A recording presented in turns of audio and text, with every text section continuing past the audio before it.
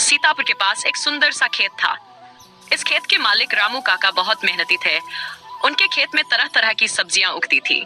भिंडी, टमाटर, आलू, बैंगन, गाजर और भी बहुत कुछ।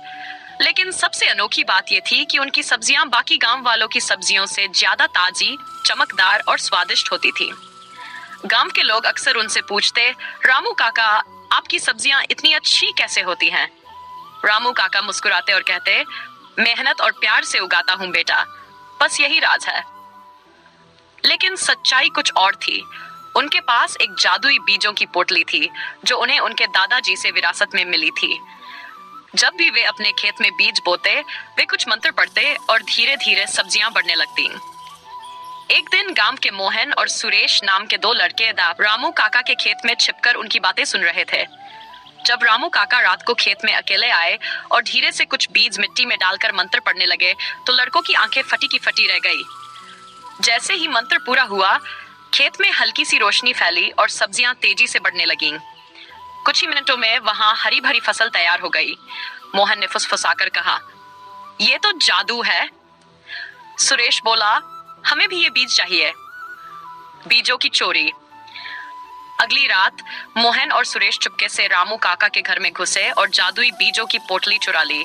अब वे सोच रहे थे कि अगर उन्होंने ये बीज अपने घर के आंगन में बो दिए तो उनके घर भी पैसों से भर जाएंगे।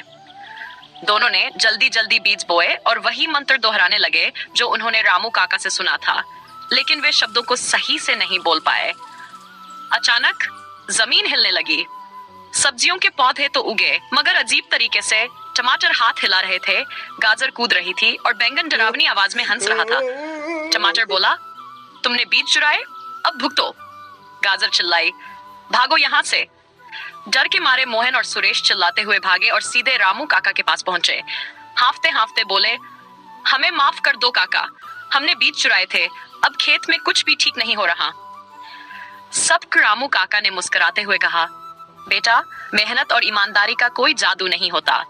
ये बीज सिर्फ मेहनती और अच्छे दिल वाले इंसान के लिए काम करते हैं। उन्होंने मंत्र पढ़ा और खेत की सब्जियों को शांत किया।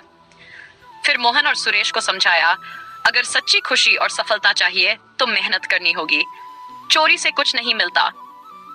उस दिन के बाद मोहन और सुरेश ने मेहनत करना सीख लिया और रामू काका के साथ खेत में काम करने लगे। धीरे धीरे उनके खेत में भी हरी भरी सब्जियां उगने लगी, लेकिन इस बार बिना किसी जादू के, सिर्फ मेहनत और प्यार से। सीख, ईमानदारी और मेहनत से ही असली सफलता मिलती है।